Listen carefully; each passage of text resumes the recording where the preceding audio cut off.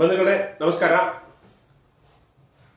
ಇವತ್ತು ಕರ್ನಾಟಕದಲ್ಲಿ ಭ್ರಷ್ಟಾಚಾರ ಯಾವ ಮಟ್ಟದಲ್ಲಿದೆ ಅಂತ ಅಂದ್ರೆ, ಯಾವ್ದಾದ್ರು ಒಂದು ಸರ್ಕಾರಿ ಆಸ್ಪತ್ರೆಗೆ ಹೋದ್ರೆ ಅಥವಾ ಸರ್ಕಾರಿ ಕಚೇರಿಗಳಿಗೆ ಹೋದ್ರೆ ನಿಮ್ಗೆ ತಿಳಿಯುತ್ತೆ ಅದು ಎಷ್ಟು ಮಟ್ಟಿಗೆ ಬೇರೂರಿದೆ, ಆಡಳಿತ ಹೇಗೆ ನಡೀತಾ ಇದೆ, ಜನಸಾಮಾನ್ಯರ ಪರಿಸ್ಥಿತಿ ಯಾವ ರೀತಿ ಇದೆ ಅಂತ ಅಂದ್ಬಿಟ್ಟು ನಿಮ್ಗೆ ಗೊತ್ತಾಗುತ್ತೆ.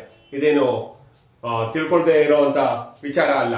ಆದ್ರೆ ಅದು ಯಾವ ಮಟ್ಟದಲ್ಲಿ ಹೋಗ್ತಾ ಇದೆ, ಏನೆಲ್ಲ ಆಗ್ತಾ ಇದೆ ಅಂತ ಅನ್ನೋದಕ್ಕೆ ಲೋಕಾಯುಕ್ತದಲ್ಲಿ ನಿನ್ನೆ ಲೋಕಾಯುಕ್ತದವರು ಅಬಕಾರಿ ಇಲಾಖೆ ಒಬ್ಬ ಡಿಸಿ ಮೇಲೆ ಅಧಿಕಾರಿಯ ಲಂಚ ಸ್ವೀಕಾರ ಮಾಡ್ಬೇಕಾದ್ರೆ ಒಂದು CL7 ಅಂತ ಅಂದ್ಬಿಟ್ಟು ಅದು ಬಾರ್ ಅಥವಾ ಲಾಡ್ಜ್ ಗಳಿಗೆ ಕೊಡುವಂತ ಒಂದು ಲೈಸೆನ್ಸ್, ಅದನ್ನ ಸ್ವೀಕಾರ ಮಾಡುವಂತ ಸಂದರ್ಭದಲ್ಲಿ ರೈಡ್ ಮಾಡಿ ಅವ್ರನ್ನ ಟ್ರ್ಯಾಕ್ ಮಾಡಿರುವಂತದ್ದು. ಇದು ಅಂತಿಂತ ಅಮೌಂಟ್ ಅಲ್ಲ, ತೀರಾ ಅಪರೂಪದಲ್ಲಿ ನಾವು ಕೇಳುವಂತ ವಿಚಾರ. 25 ಲಕ್ಷ, ಬರೋಬ್ಬರಿ 25 ಲಕ್ಷ ಲಂಚವನ್ನ ಸ್ವೀಕಾರ ಮಾಡುವಂತ ಸಂದರ್ಭದಲ್ಲಿ ಇವರು ಟ್ರ್ಯಾಪ್ ಮಾಡಿರುವಂತದ್ದು. ಲೋಕಾಯುಕ್ತದಲ್ಲಿ ನಾವು ಗಮನಿಸ್ತೀವಿ 5,000, 10,000, 15,000 ಅಥವಾ ಲಕ್ಷದಲ್ಲಿ ಸ್ವೀಕಾರ ಮಾಡುವಂತ ಸಂದರ್ಭದಲ್ಲಿ ಟ್ರ್ಯಾಪ್ ಆಗುವಂತದ್ದು. ಆದ್ರೆ ಇಲ್ಲಿ 25 ಲಕ್ಷ, ಬರೋಬ್ಬರಿ 25 ಲಕ್ಷ. ಅದರ ಒಟ್ಟಾರೆ ಡೀಲ್ ಅಮೌಂಟ್ 75 ಲಕ್ಷ. ಒಂದು ಲೈಸೆನ್ಸ್ಗೆ ಮತ್ತೆ ಇನ್ನೊಂದು ಲೈಸೆನ್ಸ್ಗೆ, ಅಂದ್ರೆ ಅದಕ್ಕೆ ಎಕ್ಸ್ಟೆಂಡೆಡ್ ಲೈಸೆನ್ಸ್ಗೆ ಏನು ಬ್ರೂವರಿ ಸ್ಥಾಪನೆ ಮಾಡಲಿಕ್ಕೆ 1.5 ಕೋಟಿ, ಸುಮಾರು 2.25 ಕೋಟಿಯಷ್ಟು ಲಂಚವನ್ನೇ ತೆಗೆದುಕೊಳ್ಳುವಂತ ಒಂದು ಸಂಸ್ಥೆ, ವ್ಯಕ್ತಿಗಳು ನಮ್ಮ ಅಬಕಾರಿ ಇಲಾಖೆನಲ್ಲಿದ್ದಾರೆ. ಇದರಲ್ಲಿ ಅಬಕಾರಿ ಮಂತ್ರಿ ಆದಂತ ತಿಮ್ಮಾಪುರ್ ಅವರ ವಿಚಾರನೂ ಕೂಡ ಬಂದಿದೆ. ಅವ್ರಿಗೂ ಕೂಡ ಪಾಲ್ಕೊಡ್ಬೇಕು ಅಂತ ಅಂದ್ಬಿಟ್ಟು ಈ ಅಧಿಕಾರಿ ಹೇಳಿರುವಂತದ್ದು ಆಡಿಯೋ ಇದೆ ಅಂತ ಅಂದ್ಬಿಟ್ಟು ಮಾಧ್ಯಮಗಳಲ್ಲಿ ವರದಿ ಆಗ್ತಾ ಇದೆ.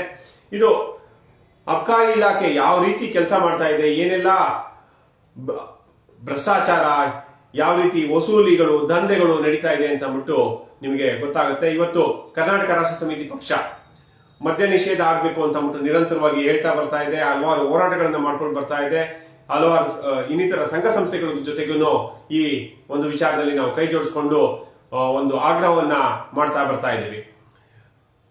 ಇವತ್ತು ಹಳ್ಳಿಗೆ ಹೋದ್ರೆ ಪೆಟ್ಟಿಗೆ ಅಂಗಡಿಗಳಲ್ಲಿ, ಸಣ್ಣ ಗೂಡು ಅಂಗಡಿಗಳಲ್ಲಿ ಮದ್ಯವನ್ನ ಮಾರಾಟ ಮಾಡ್ತಾ ಇದ್ದಾರೆ. ಅದರ ವಿರುದ್ಧ ನಮ್ಮ ಗೌರವಾಧ್ಯಕ್ಷರಾದಂತ ರವಿಕೃಷ್ಣ ರೆಡ್ಡಿ ಅವರು ನಾಳೆಯಿಂದ ಕಲ್ಯಾಣ ಕರ್ನಾಟಕದ 5 ಜಿಲ್ಲೆಗಳಲ್ಲಿ ಅಭಿಯಾನವನ್ನ ಹಮ್ಮಿಕೊಂಡಿದ್ದಾರೆ. ಅಕ್ರಮ ಮದ್ಯ ಮಾರಾಟ ನಿಷೇಧ ಮಾಡಲಿಕ್ಕೆ ಆಗ್ರಹಿಸಿ ಈ ಒಂದು ಹೋರಾಟವನ್ನ ಮಾಡ್ತಾ ಇದ್ದಾರೆ. ನಾಳೆ ಯಾದಗಿರಿ ಜಿಲ್ಲೆಯಲ್ಲಿ ಆರಂಭವಾಗಿ ನಾಳಿದ್ದು ರಾಯಚೂರು, ತದನಂತರ ಕೊಪ್ಪಳ, ಬಳ್ಳಾರಿ ಮತ್ತೆ ವಿಜಯನಗರ ಜಿಲ್ಲೆಗಳಲ್ಲಿ 23ನೇ ತಾರೀಕು ಅದು ಸಮಾಪ್ತಿ ಆಗುತ್ತೆ. ಈ ಒಂದು ಮೊದಲನೇ ಹಂತದ ಒಂದು ಹೋರಾಟ.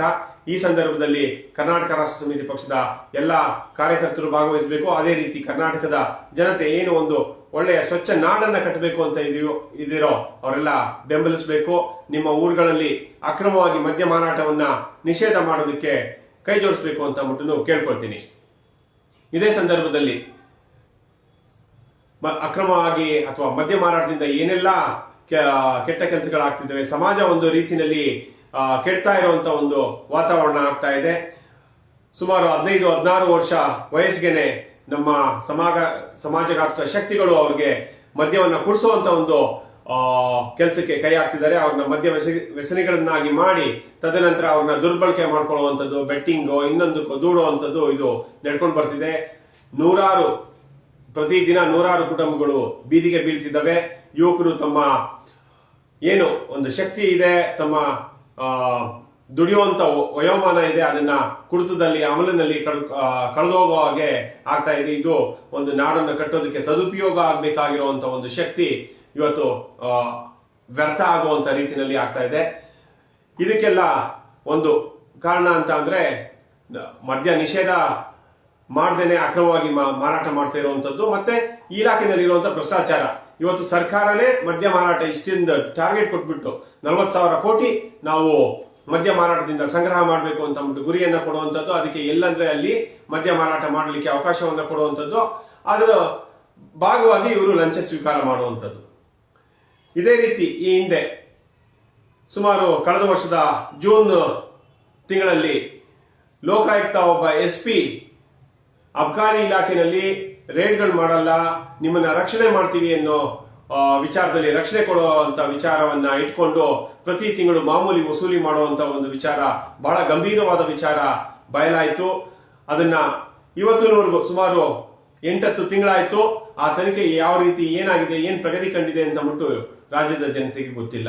ಅವರು ಯಾರು ಭಾಗಿಯಾಗಿದ್ರು, ಒಬ್ಬ ಪೊಲೀಸ್ ಕಾನ್ಸ್ಟೇಬಲ್ ಆಗಿದ್ದಂತ ಸಂಪತ್ತನ್ನ ಚಿತ್ರದುರ್ಗದ ವ್ಯಕ್ತಿ, ಇನ್ನೊಬ್ಬ ಶ್ರೀನಾಥ್ ಜೋಶಿ ಅನ್ನೋ ವ್ಯಕ್ತಿ ಆರಾಮಾಗಿ ಓಡಾಡ್ಕೊಂಡಿದ್ದಾರೆ. ಅವರು ಕೋರ್ಟ್ಗಳಲ್ಲಿ ಸ್ಟೇ ತಗೊಳ್ಳುವಂಥದ್ದು ಇನ್ನೊಂದು ಮಾಡಿ ಇದ್ದಾರೆ. ಇದು ಇಡೀ ಲೋಕಾಯುಕ್ತ ಸಂಸ್ಥೆಯನ್ನೇ ಸಂಶಯ ಪಡುವಂತ ಒಂದು ವಿಚಾರ. ಅಂತದ್ರಲ್ಲಿ ಇವತ್ತು ಅದನ್ನ ಎಲ್ಲ ಮುಚ್ಚಾಕುವಂತ ಒಂದು ಹುನ್ನಾರ ನಡೆದಿದೆ.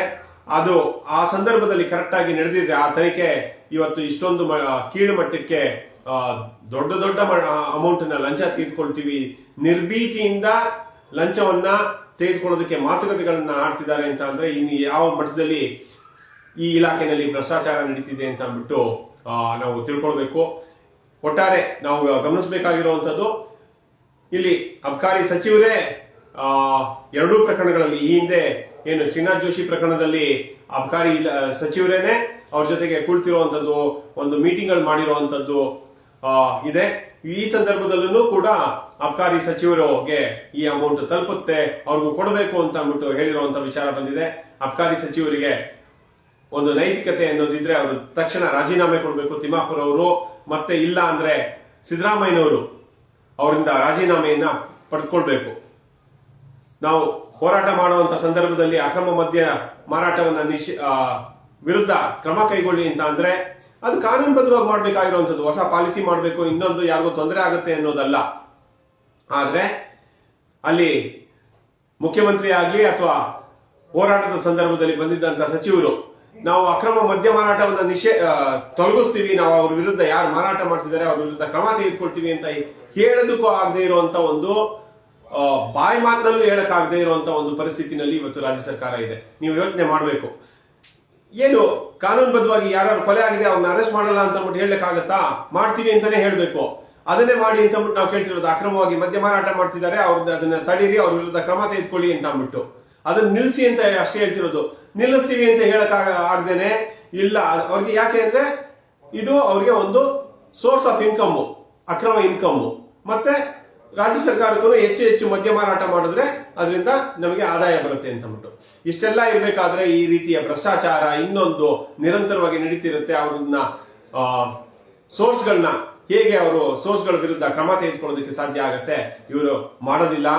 ಇದು ನಾವು ಒಟ್ಟಾರೆ ನಮ್ಮ ಹೋರಾಟದ ಮೂಲಕ KRS ಪಾರ್ಟಿ ಏನು ಮಾಡ್ತಿದೆ ಆ ನಿಟ್ಟಿನಲ್ಲಿ ನೀವೆಲ್ಲ ಕೈ ಜೋಡಿಸಿದ್ರೆ ಮಾತ್ರ ಇಂಥವ್ರ ವಿರುದ್ಧ ನಾವು ಒಂದು ಕ್ರಮವನ್ನ ತೆಗೆದುಕೊಳ್ಳೋದಕ್ಕೆ ಆಗುವಂತದ್ದು. ಲೋಕಾಯುಕ್ತ ಸಂಸ್ಥೆನೆ ಅದು ಯಾವ ರೀತಿ ನಡೀತಿದೆ ಅಂತ ಅಂದ್ಬಿಟ್ಟು ಒಂದಷ್ಟು ಸಂದೇಹಗಳು ರಾಜ್ಯದ ಜನರಲ್ಲಿದೆ. ಲೋಕಾಯುಕ್ತ ಸಂಸ್ಥೆಯ ಮುಖ್ಯಸ್ಥರು ಏನ್ ಮಾಡ್ತಿದಾರೋ ಏನೋ ಅದು ಒಂದು ತಿಳಿತಾ ಇಲ್ಲ. ಇದು ಒಟ್ಟಾರೆ ರಾಜ್ಯದಲ್ಲಿರುವಂತಹ ಪರಿಸ್ಥಿತಿ. ಈ ಸಂದರ್ಭದಲ್ಲಿ ನಮ್ಮ ಹೋರಾಟಕ್ಕೆ ನೀವೆಲ್ಲ ಬೆಂಬಲ ಕೊಡಬೇಕು. ಅಕ್ರಮ ಮದ್ಯ ಮಾರಾಟ ಮಾಡುವಂತದ್ದು, ಒಟ್ಟಾರೆ ಮದ್ಯ ನಿಷೇಧಕ್ಕೆ ನೀವೆಲ್ಲ ಬೆಂಬಲ ಕೊಡಿ ಅಂತ ಕೇಳ್ತಾ, ಈ ಒಂದು ಭ್ರಷ್ಟಾಚಾರದ ಏನು ವಿಚಾರ ಇದೆ ಅದಕ್ಕೂ ನೀವೆಲ್ಲ ಕೈ ಜೋಡಿಸಿ ಅಂತ ಕೇಳ್ಕೊಳ್ತಾ ನನ್ನ ಮಾತನ್ನು ಮುಗಿಸ್ತೀನಿ. ನಮಸ್ಕಾರ, ಧನ್ಯವಾದ.